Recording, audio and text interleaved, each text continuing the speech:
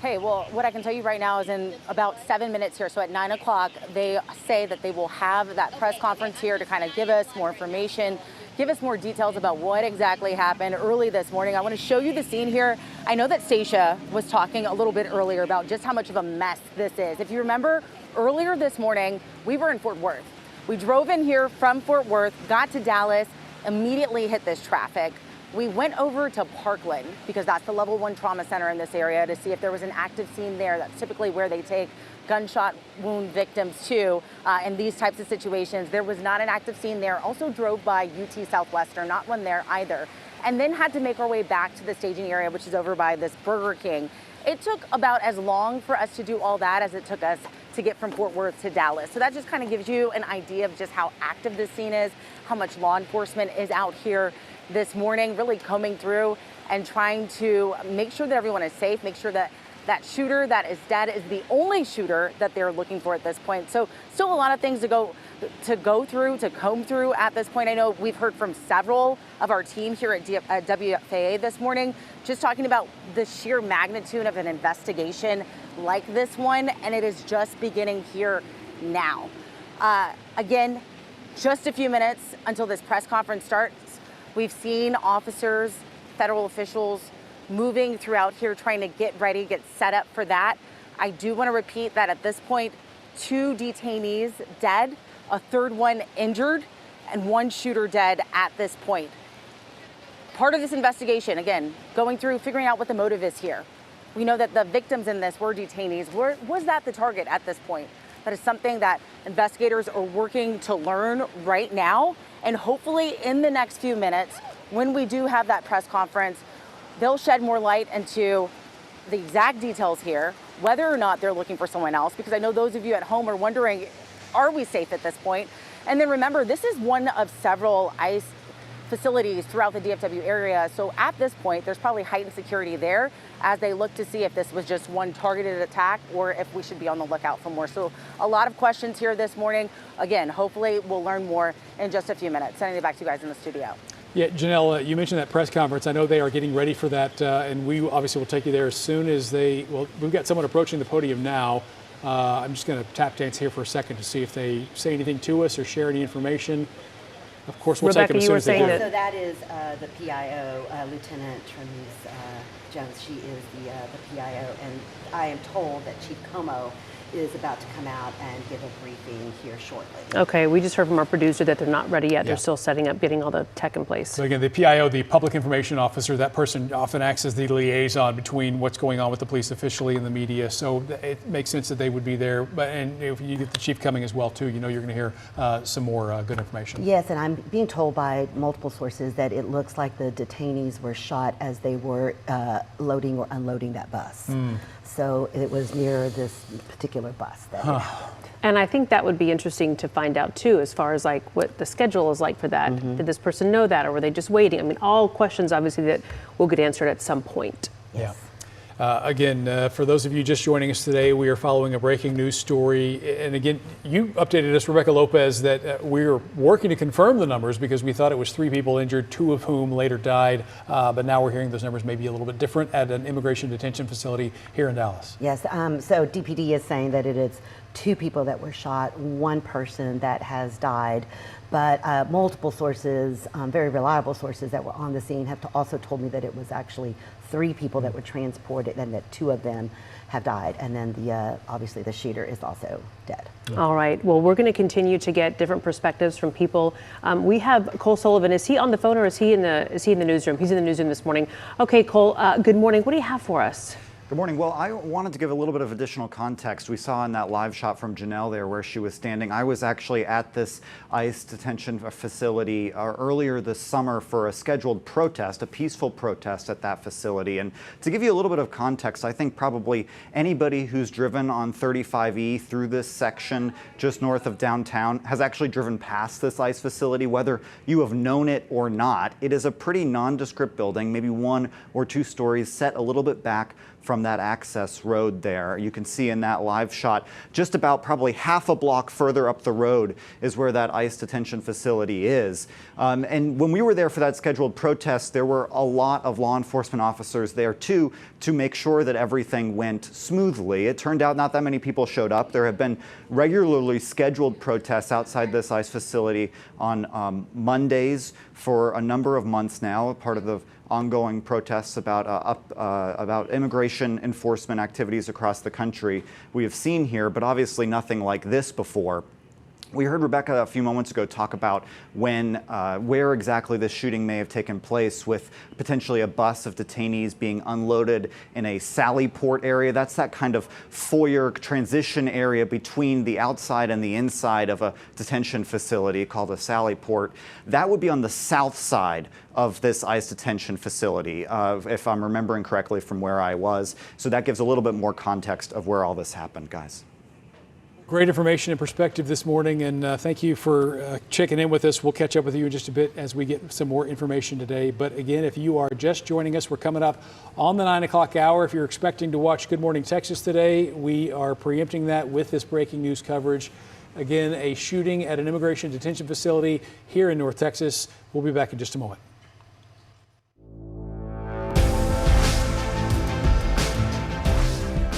Good morning, 9 o'clock on the dot. We are following two breaking news stories this morning. Big stories here in North Texas. The first, a shooting at an ICE facility. We understand that at least one person is confirmed dead. We're also hearing that possibly a second person is dead as well. And we understand the sniper who was on the roof doing the shooting, we understand that that person has also been found dead of a self-inflicted gunshot wound. There's a heavy police presence with multiple agencies on there this morning. We also have weather coming in, which is what is making this situation probably even more difficult for investigators.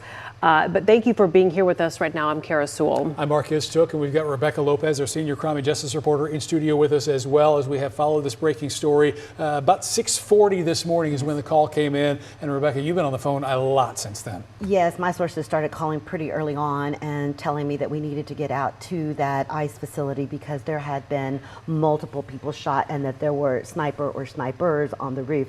Now, we do believe that there was just one person that was doing the shooting, and that person, we are told by multiple sources, did die of a self-inflicted gunshot wound.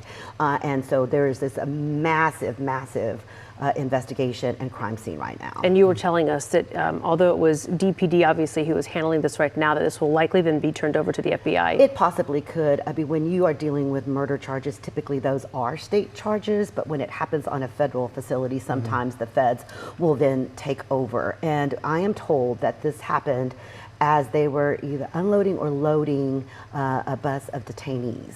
And that obviously the people that are injured are the detainees. No law enforcement officers have been injured at the scene. Now, we are waiting for a press conference from DPD Chief Daniel Como in a moment. You mentioned that the public information officer was on the scene. So as soon as they approach the podium there and get a chance to address the media, we will listen in and see what they have to say. But it is important to know we have yet to hear a motive. And I think the immediate assumption in these attacks is it's someone targeting law enforcement. That may very well be the case today. We have yet to confirm that, though, especially when you consider that it's 3 detainees, as we understand, that were shot. Yeah, correct. We don't know if they were aiming at law enforcement or aiming at the detainees, and that's going to all come out when they do a profile of who this suspect is. We do know that they have, well, obviously the suspect was found dead on top of a rooftop of a building nearby, and that apparently that he was there waiting and he was on a perch and he was shooting down at that bus full of detainees.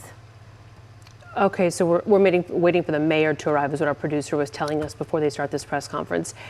Do you know, has there been any sort of increased police presence at these facilities or this particular facility here in town? Those facilities are usually pretty, I mean, they have a lot of law enforcement inside the facility and around, but I don't know about that particular area where the bus is, if they have added, you know, extra officers or ICE officers out there, because there have been attacks recently in this area on the ICE facilities. There was the Seagoville case where people that they were shot at there. And so there's just a lot happening when it comes to law enforcement and what is happening in our country right now. And I as well. asked that because of the increased number of attacks that we've seen around the country. Yes. I mentioned before that you've been on the phone all morning long. You were texting as you walked up to the desk earlier. I keep seeing messages pop up, so please check your phone if you need to, Rebecca, so you can get whatever the latest information is. We are waiting momentarily to hear from Dallas officials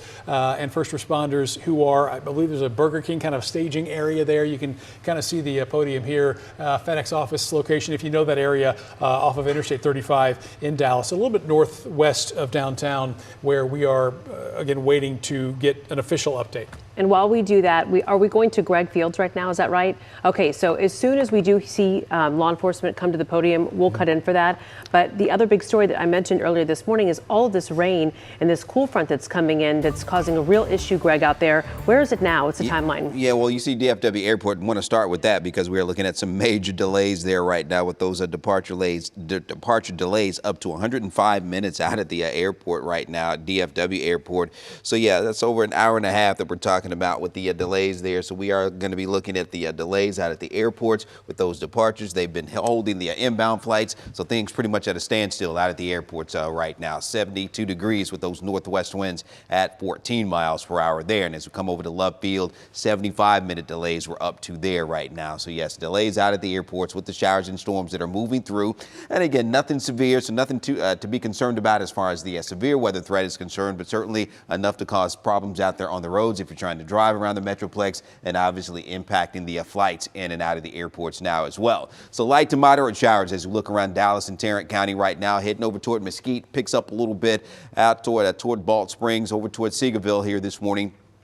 Looking at some heavier rain that pushes a little farther east over toward Heath and Rockwall this morning, getting out toward Seagoville, as I mentioned, on into Kaufman County there, looking at some heavier rain. But it is going to be light, and you see the back edge of that beginning to move into Tarrant County right now, the western parts of Denton County right now. So we'll see this ending from west to east here as we go through the morning. But it is fairly widespread, picking up a little bit farther east and south. You can see getting down into the southern portions of North Texas this morning, the showers and storms really increasing there. And this is where we could see some gusty winds, certainly going to have some heavier rain and some winds, maybe gusting up to around 40 miles per hour at times along the southern end of this line of storms as it works its way through. So widespread showers and storms, as we've been talking about all morning, move through pretty much on schedule through the morning rush, and these will continue to work their way east, eventually tapering off as we head toward the afternoon hours here for today. But it is going to be very wet out there. Until then, we'll have to wait until we get to about midday when the showers really start to wind down across the Metroplex, and they will shift a little farther east, getting into our southeastern counties as we head later into today.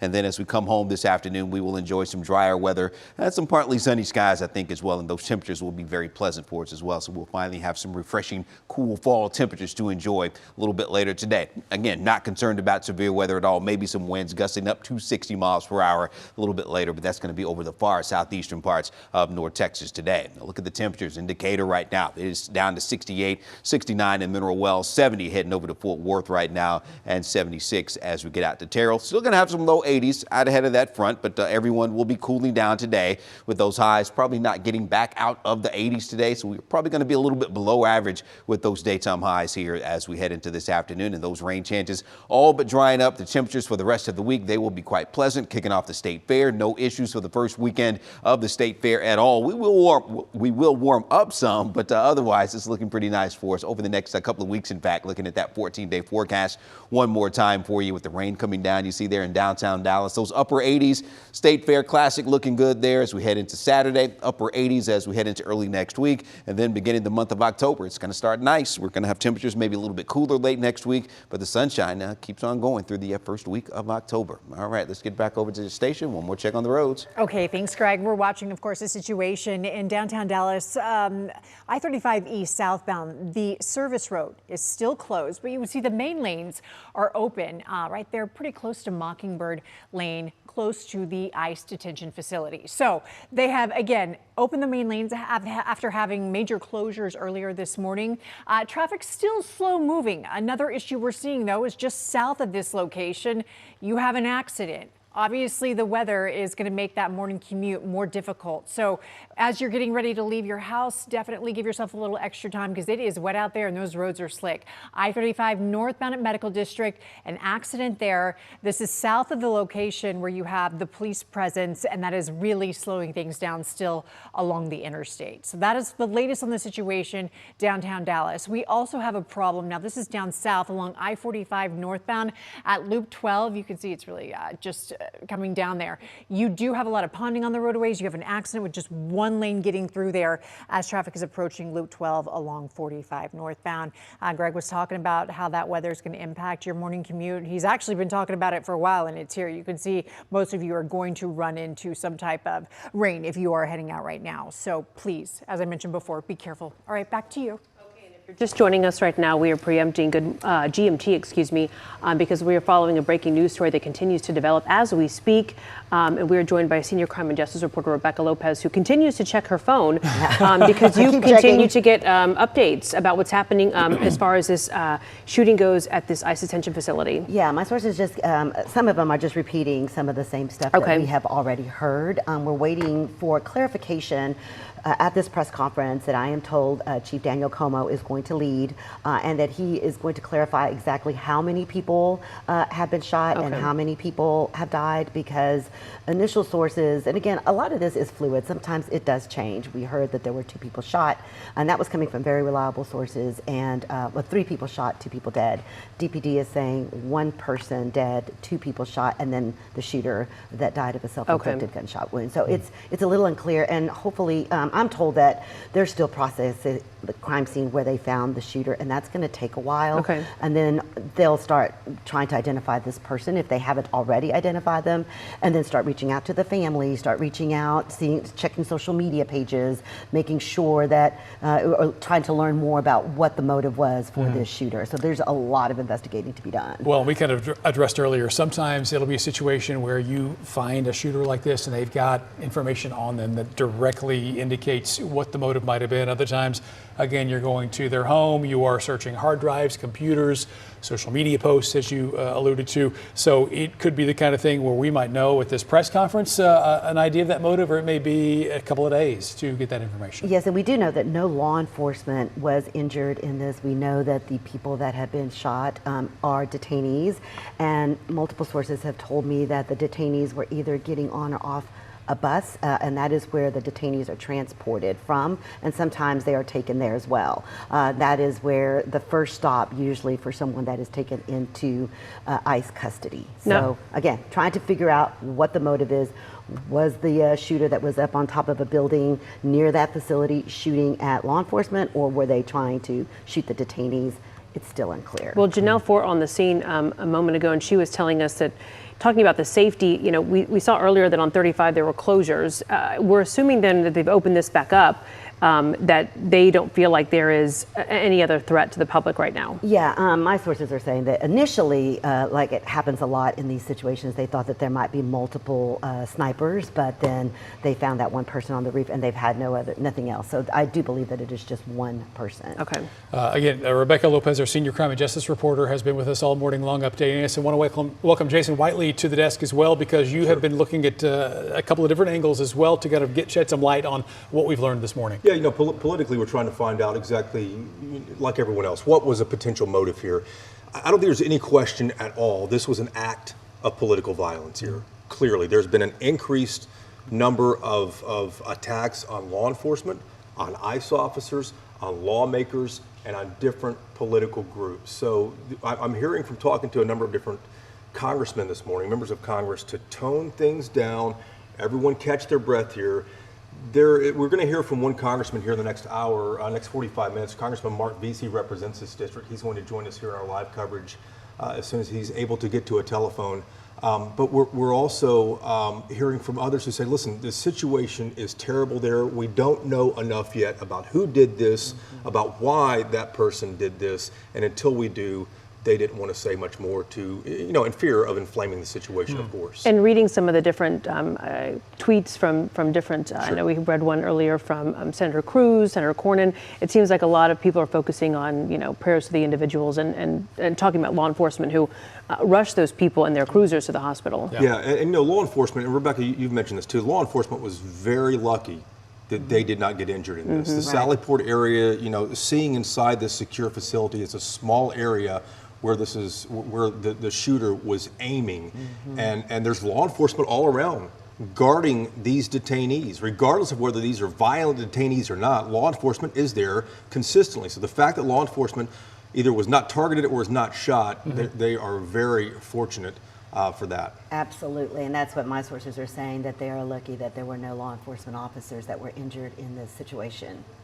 We do understand, though, that the shooter took his own life before law enforcement even, I think, got a rooftop, we believe, got up on that facility? Yeah, he was up on the rooftop, my sources are saying, and shooting down at that facility. And then DPD immediately started checking the rooftops. And that's very brave of those officers, because at the time they didn't know if there was one. Yeah, they don't know where it's coming from. There's one sniper, two snipers.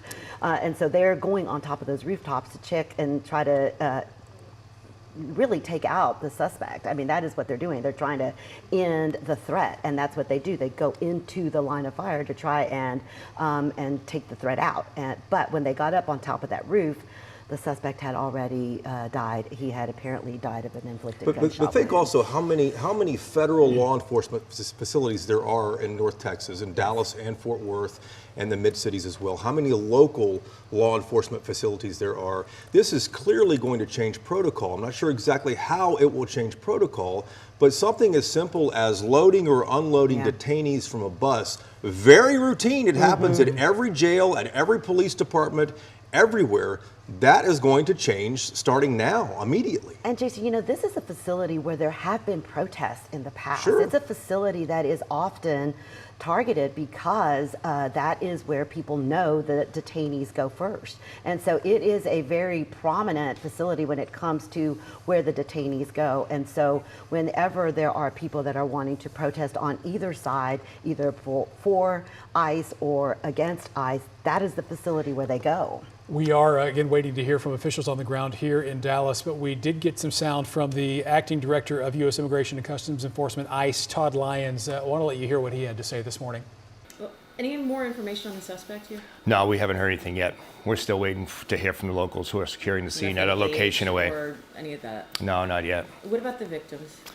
So we're still working with the victims right now. 3 we're taking to local hospitals. I am hearing, though, that there are fatalities right now. Obviously our thoughts and prayers are going out to everyone in that scene. Kind of we were talking before he came on, that's the office I grew up in. I know exactly that area. It was a secure location. The shooter obviously fired into a spot where our officers and agents would be inside of a secure location, where we're doing a lot of our process with our arrested individuals. So it's definitely a scary time, especially with this increase of violence against law enforcement. It's just, it's very stressful right now. But you say all officers and agents are accounted for, so the victims are not officers or agents? They're not employees of ICE. We are getting preliminary reports that some of our detainees are possible contract staffers. We're still working through that. Obviously, it's still fluid as far as notifying families and things like that. But You mentioned a secure location, and you talked about how, protocol will have to change because even in a secure location, the rooftops weren't secure. They are, and like for Dallas County Jail, for instance, and for the larger facilities, a lot of these are in actual garages where a garage door will open, a vehicle will drive in, load people up, and then drive out. But this one clearly was not like that, and there are a lot of them that are not like that. Right. These were non-violent people, most likely, who were being loaded or unloaded from the vehicle. That's the concern here, and this is another frightening moment for law enforcement and for the political tone in this country right now. Yeah, and Jason, one of my sources is texting me saying that DPD used a drone to go up and search those rooftops as well. Yeah. So that was probably they obviously do that to make sure that before they send officers in. So it may not have been the case where the officers are, but they definitely rushed up to that roof and they were rushing to the scene and they transported some of the victims in their own vehicles. Those officers did, in fact, put themselves, in the line of fire because there's still, shootings going on. But they did use apparently a drone to check those rooftops. Yeah. Okay.